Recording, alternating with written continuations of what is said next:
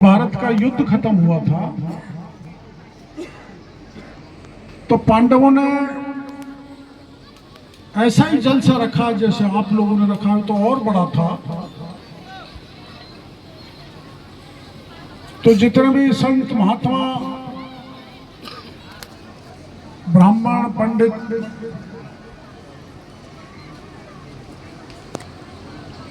आए तो सबको भोजन प्रसादी कराई, भेंट पूजा की और जो दिग्विजय करने के बाद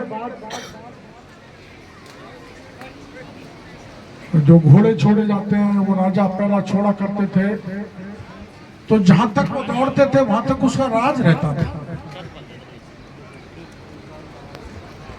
तो अर्जुन ने भगवान कृष्ण से पूछा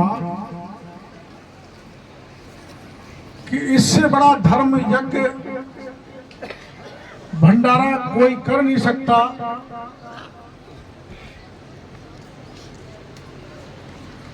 तो कृष्ण ने सोचा कि अर्जुन को इस बात का घमंड हो गया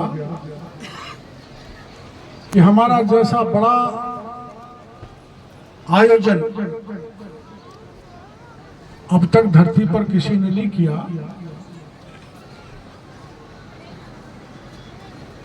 तो उस अहंकार का मर्दन करने के लिए, ध्यान से सुनना थोड़ा, ये हमारा गीत गाते हैं वो बड़ा काम आएगा अगर उसको गीत जोड़ोगे तो। 2 मिनट बैठे, ज्यादा नहीं बोलूंगा। तो कृष्ण ने अर्जुन से कहा कि जो नदी का किनारा है वहां एक संत तपता है, तपस्या करता है, उसको अगर यहाँ आप प्रसादी में ले आओगे, भोजन में ले आओगे, उसको भोजन करा दिया और जब वो भोजन कर लेगा और आसमान में घंटा बज जाएगा, जब मैं मानूंगा आपका यज्ञ सफल हुआ। उनको लेके आओ। कृष्ण भगवान ने कहा कि द्रौपदी को भेजो, लेकिन भीम ने कहा नहीं, मैं लाऊंगा। आप जानते हो भीम जैसे थे, बड़े बलवान। तो नदी किनारे जहां संत तपस्या कर रहा था, एक झोपड़ी में जाके भीम ने कहा था, महाराज हमारे वहां यज्ञ हुआ है, उसका समापन है, आप भोजन प्रसादी के लिए पधारो। उस साधु ने मना कर दिया कि मैं यहाँ ही मेरी झोपड़ी में रहता हूँ, भगवान का भजन करता हूँ, मेरे को किसी यज्ञ हवन से कोई लेना देना नहीं, मैं नहीं जाऊंगा। 2-3 बार भीम ने मनाया और आप जानते हो भीम को गुस्सा आता था। तो भीम ने उस संत से कहा, उस महात्मा से कहा, उस ऋषि से कहा, या तो चुपचाप सुन रहे हो बाबा जी, नहीं तो झोंपड़ी सहित तेरे को उठा के ले जाऊंगा। उस संत ने समझा इसको घमंड है, अपनी भुजाओं का, अपना बल का, अपनी शक्ति का, और ये मानेगा नहीं, अड़ियल है। तो बाबा ने कहा, देख वो जो मेरा झंगा लटक रहा है ना झोपड़ी में, उस झंगे को उठा ला, मैं चलता हूं। भीम में जितनी ताकत थी सारी ताकत लगा दी, लेकिन उस बाबा जी का झंगा भीम नहीं उठा सका।